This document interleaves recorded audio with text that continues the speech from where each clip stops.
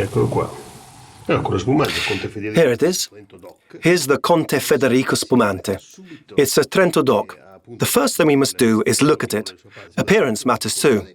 You've got to please the eye, don't you? Its colour, its froth, and how long before the froth vanishes. The size of its pearls, its bubbles popping and rising up to the surface. It just makes you want to try it, doesn't it? And there are also the aromas.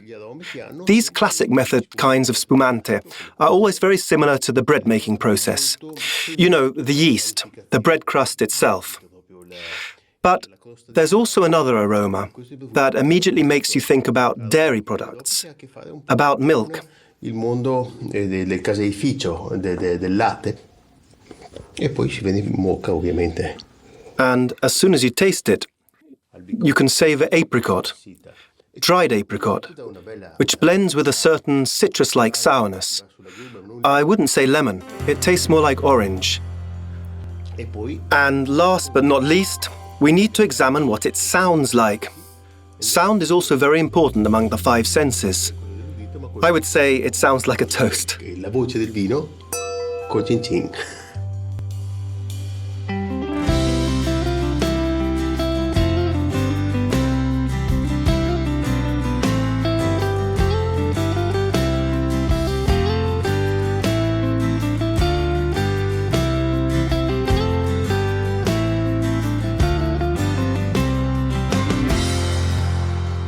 Per fare il vino io devo avere il vigneto buono.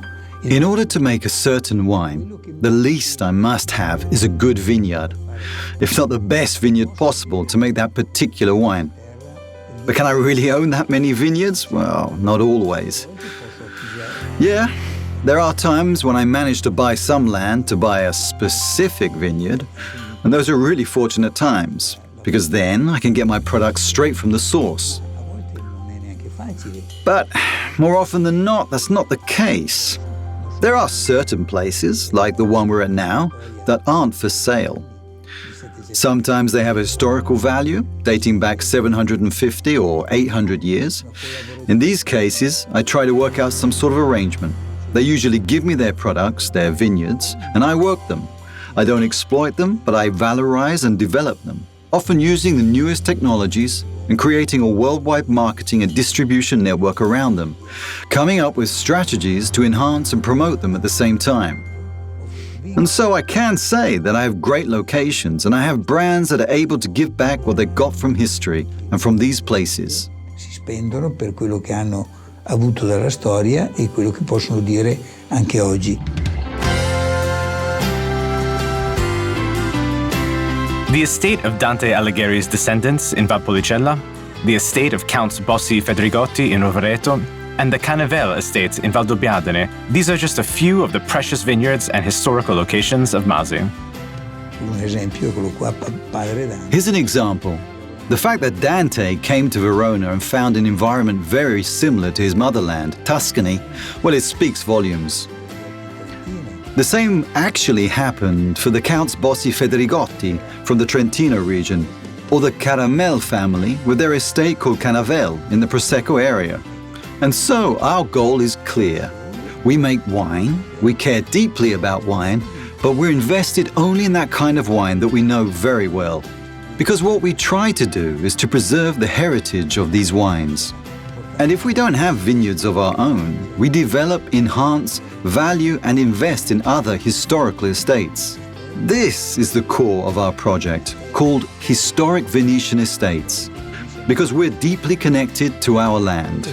Noi conosciamo queste. This is the Historic Venetian Estates project.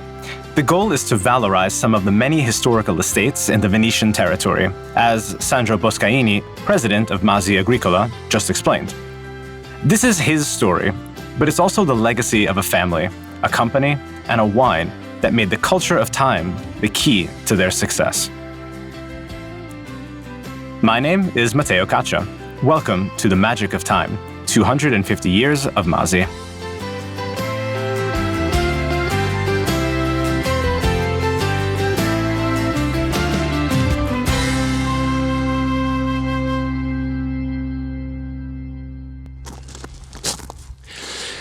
è una casa in più strati. There are so many things to see in this house, so many layers. The arched hallways, the countless courtyards, the plants everywhere. And its residents, because the 20th generation of Dante Alighieri's descendants still live in this amazing estate. It's just breathtaking. Tenuta. È un luogo magnifico. I'm going to meet Sandro Boscaini inside the Counts Serego Alighieri's estate. He's been waiting for me in an elegant living room, ready to tell me all about this historical place we're at over a cup of coffee. This place here is the original one. When I started working alongside my father, we used to own the adjacent vineyards. When I was a kid, I remember that Pier Alvise's grandfather, Pier Alvise is the current count, gave me a white Maremma sheepdog. Now, he was a Belgian shepherd, a white Belgian shepherd. He was a big, huge dog, and he was always roaming around our property. The Counts have always had a soft spot for dogs. They even ran a breeding facility. The Counts of my family had a very amicable relationship, very casual and informal, and it made it very easy to talk business. You see, we used to buy grapes from them, but when I started, I went up to my father and asked him, why do we buy grapes from the Serego Alighieris? Why don't we help them instead? We can help them find their own spot in the wine world. You know, they were winemakers. Introdurli nella società del vino, introdurli nel mondo del vino. Facevano piccola produzione. They made wine for themselves and simply sold the grapes to others. And they had so many grapes in their quality vineyards. So in 1973, we made an agreement with Count Dante, Pier Alvise's father. And together, we started a project. We knew we had to take care of the vineyards and the cellars, but we also had to preserve their historical status. And so we took over in terms of technical management. It was easy because we were so close to each other. We knew we could market their products all over the world. Siamo di casa e poi lanciamo questo prodotto nel mondo.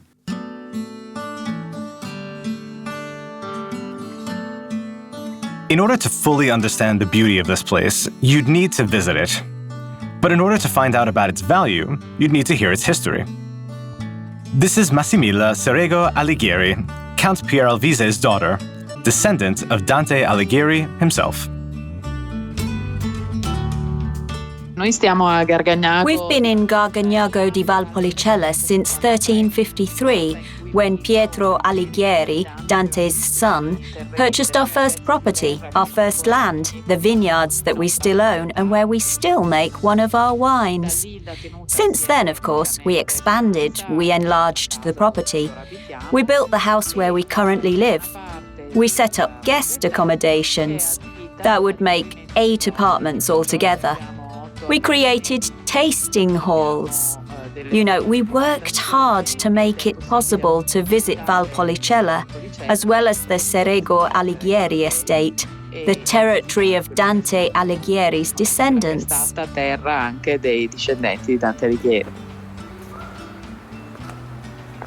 As I walk down the boulevards and around the courtyards overlooking the vineyards, I can almost picture Dante Alighieri and how relieved he must have felt being here in Valpolicella, in a land so similar to his beloved Florentine hills. Dante was a regular guest of the Della Scala family. He came to Verona 3 times. He loved this city, as much as he was friends with the Della Scalas.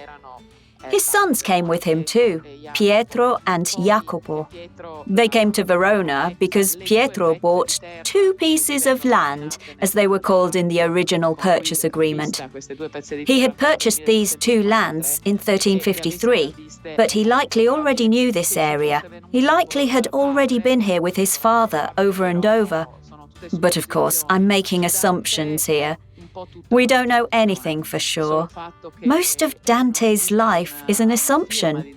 For example, we don't even have his signature, his autograph, his manuscripts. So, you see, there's a mystery surrounding Dante that is part of the fascination for this poet. In the mid-16th century, Ginevra Alighieri was the last of Dante's descendants. Fortunately, she didn't give up her last name. In the 16th century, married women had to give up their maiden name. Had Ginevra gone through with it, she would have become the last Alighieri. Her uncle Francesco had already tried to preserve the family's last name, and although he was a Catholic canon, he had managed to get a special permission from the church. However, he had 3 daughters. The divine providence didn't help him one bit, and so the buck was passed on to Ginevra Alighieri when her time came. She married Marcantonio Serego, who was from Sarego, a small town near Vicenza. After the marriage, they decided to keep both names. The first Serego Alighieri was Pieralvise, which became a recurrent name in our family. My father's name is Pieralvise too. The original Pieralvise had 14 brothers, and that's how the Serego Alighieri family began. Si continuò con la famiglia Serego Alighieri. Io sono Massimilla Serego Alighieri. My name is Massimilla Serego Alighieri. I work in PR, both for Masi and for the Serego Alighieris. Serego Alighieri. Oltre a questo, But I have other interests too. I'm a stage actor and the official voice of the Scaligera Basket Verona team. Basket Verona. This heritage, these grapes, this name needed to be promoted and, most importantly, marketed. This is Alessandra Boscaini, member of the 7th generation and sales manager of Masi. La collaborazione tra la mia famiglia e la famiglia Our collaboration with the family of the Serego Alighieri Counts began essentially because we're neighbours, and my grandfather made a deal with the current Count's father to purchase their grapes. But things gradually evolved, and in time, the situation changed completely. Today we have our technicians in the field. They monitor the vineyards closely and basically take care of every aspect. It's an ongoing, successful collaboration. It was my grandfather's idea.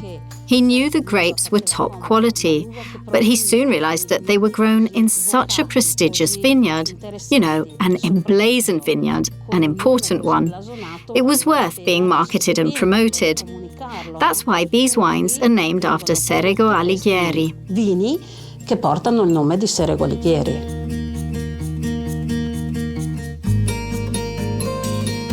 The Vaio Armaron is a world-renowned wine, and it's produced at the Serego Alighieri Estates, after the appassamento process in the fruttaio.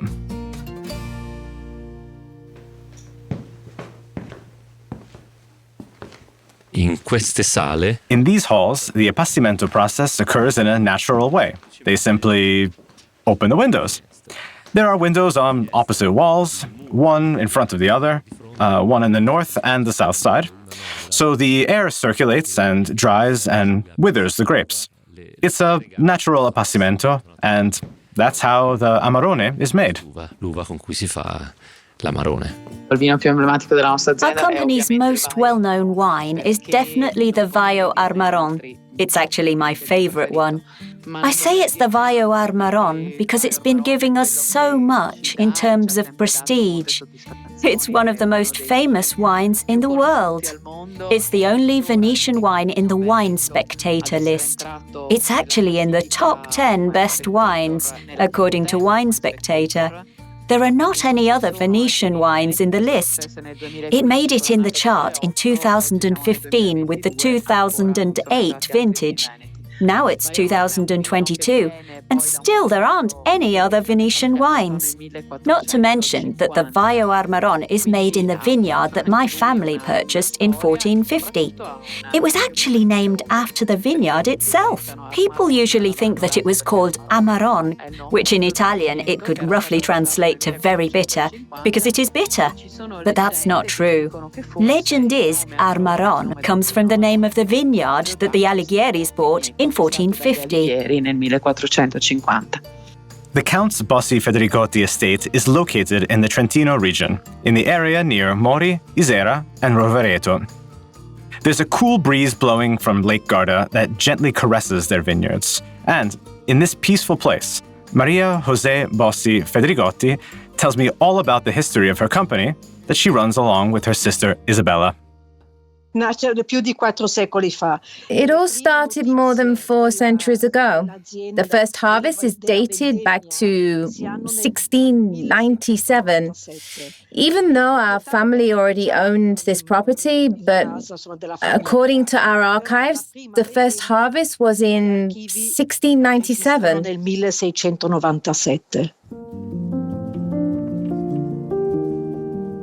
The childhood memories of Maria José are all connected to the land, to the fruit trees, and most of all, to the harvest periods. We were always very nervous and anxious during harvest periods because we were not able to figure out what the weather was going to be like or when hailstorms were going to strike. I mean, there was no way we could foresee the weather. It was all so unpredictable. The winds, the storms, an abnormal cold out of season.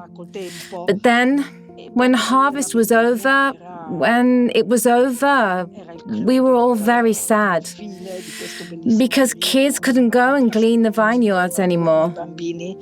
Non potevamo più andare a spigolare nei vigneti.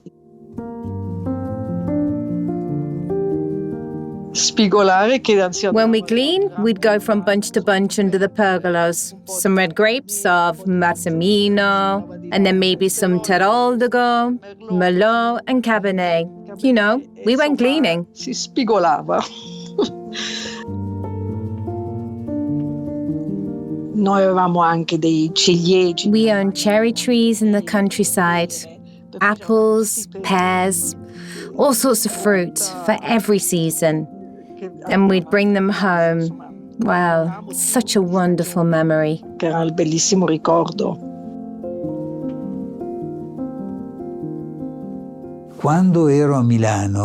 When I was in Milan, we'd drink the vin cha, vin scur, vin gros. Back in the day, there were not many great Italian wines. You had to get French wine if you wanted good quality. We used to go to Via Meravigli, where there was a small wine shop. They had this Italian wine, the Foglianaghe, and it was the best of the best. It was the first Bordeaux-style wine, made with Bordelaise grapes in French oak barrels. It was produced in Italy in 1961. It cost a fortune, but it was worth it. It was the Bossi Fedrigotti Foglianaghe. Bossi Fedrigotti Foglianaghe che esiste ancora. Since 2007, the Masi Group and the Counts Bossi Fedrigotti have been collaborating to promote the vineyards and the products of the latter. Sandro Boscaini called it an exchange in wine culture, a combination of innovation and tradition. One of the most well-known wines from the Bossi Fedrigotti cellar is the Foglianaghe, the first example of Bordelaise wine in Italy. Maria José Bossi Fedrigotti tells us this. Our first famous vine is Foglianaghe. It was first made in 1961. My father and his enologist went to France to see how French wine was made, to understand why it was so popular. When my father came back home, he said, I think we can do it too. We have Merlot, Cabernet grapes. We actually have different types of Cabernet. I think we should try. If you vinify Cabernet, Merlot simultaneously, you get this Bordelaise product, as they called it in 1961. We named it Foglianaghe after the land where we cultivate the Merlot and Cabernet vineyards. It's a very soft wine, very tasty. We do enjoy it ourselves. But back in the day, it was meant to be sold. So we had to reduce private consumption and have it only during Christmas and other special occasions. Ridotto. And then there's the Conte Federico, a metodo classico spumante. Raffaele Boscaini, Sandro's son, really wanted it. In 2007, we took over the production and distribution of family Bossi Fedrigotti's wines. Our technical manager, Andrea Dalcin, came up to me and said, "Hey, Raffaele, why don't we make a classic method spumante? We have the lands and the grapes after all." "Can you do that?" I asked. And he said, "Sure. I've already made something like that in the past. I was younger, it was some years ago, but I can do it again. It takes equipment, but we can handle it. We could make 2,000 bottles." Honestly, I loved the idea. I personally enjoy spumante. So the idea that we could have a Masi spumante, well, it was very exciting. So I went to my father and told him about all of this. And he was probably busy, but he seemed a little cold. He simply said, "We make Amarone. That's our job, and that's it." He took a piece of paper and scribbled down some digits and made a few calculations. And well, he was right. It would have been a loss and a waste of money. I was kind of sad. Numbers were clear, and I went back to my office. And then I saw a bottle of this Vino del Bosco dei Poeti. It was a wine that my father had made in collaboration with some guy who owned this land, where there was a wood. And poets would go to this wood to find inspiration. And so he made this wine with Serego Alighieri, a poet, a wine that inspires poets. It kind of made sense. Anyway, it flopped. They made 1,000 bottles and sold very, very few. So I grabbed this bottle and I thought, well, my father made a mistake. I can make mistakes too. If it's a flop, we're just going to have something to drink for ourselves. So he made our first 2,000 bottles. It was a small investment, more or less 5,000 euros. We made it and we brought it to a Vinitaly event. We didn't make an official presentation because we had too few bottles. But my father loved it, and he offered it to everybody at the event because it was a really good product. That was fun. L'ha fatto assaggiare a tutti perché ci è venuto bene, è stato bello, divertente, insomma. And not only the Metodo Classico Spumante. In the Masi wine list, there's also the Valdobbiadene Prosecco. Sandro Boscaini found a small cellar, or, in Venetian dialect, a Canevel. È un nome di fantasia che nasce comunque da... We made up the name, starting from the word Canevel. In our dialect, Canevel is the cellar, the basement of a house. So each house in our hills has their own underground Canevel, where the owner, the baron, keeps his wine, as well as any other goods worth being preserved. valga la pena essere appunto preservato. This is Carlo Caramel, the representative of the Canevel Farm Company. In our dialect, the suffix "el" is a diminutive.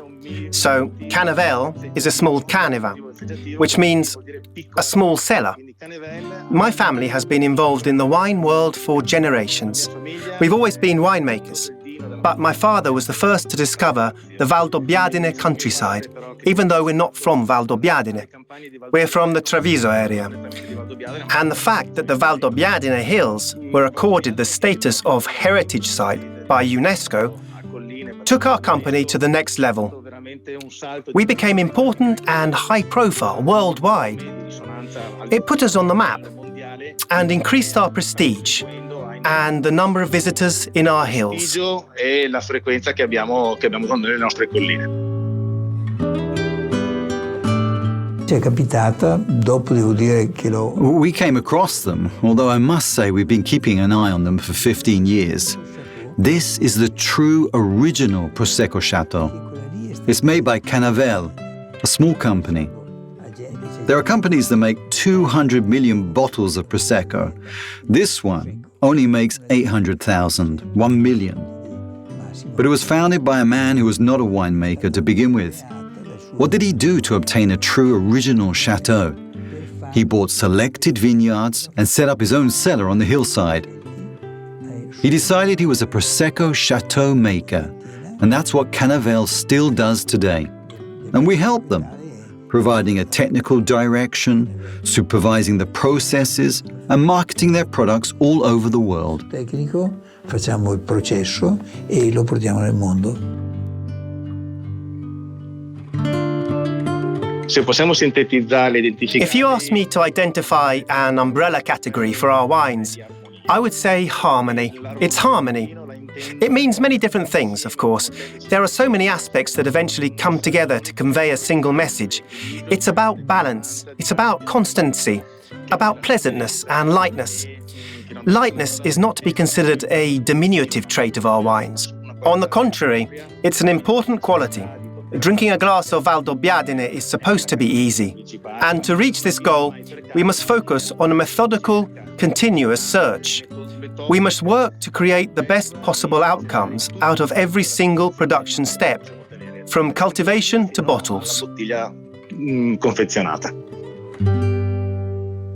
The Venetian Historical Estates project has a distinctive goal: to promote historical heritage and to keep the legacy of great wines and great families alive. It's a perfect combination of past, present, and future, because time gives value to everything. We are used to counting time in long intervals because our unit of measurement is the vineyards. It takes patience with vineyards and with nature. It takes patience, but it's so rewarding. It's really worth it. And I'm used to waiting for very long periods. The passing of time, for me, equals the lifespan of a vineyard.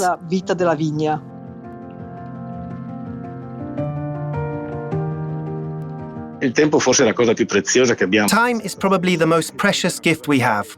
Time is something that we can't buy. We can only learn how to deal with it. It's important for everyone to find a balance and harmony. Just like I mentioned before, within the time we're given. It's a daily exercise. We must do all that we want and can do within the time we have, and we must hang on to our values. Time goes by, unfortunately.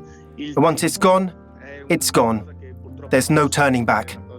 But we sure can do our best with what we have. Sono mossa da tante passioni. I have so many passions. I just don't want to miss anything. But when the world stopped with the pandemic, I learned how to slow down. I realized it's important to slow down. It's the only way you can fully enjoy the time that you have. You can enjoy all the time you spend doing what you love best. All you have to do is slow down a little and take it easy and enjoy, just like you would enjoy a glass of wine. Un po' come un bicchiere di vino. After our little trip across time and around the historical estates of the Masi group, in the next episode, we'll talk about the Campo Fiorin, a world-renowned wine with a unique story, a story of genius and innovation.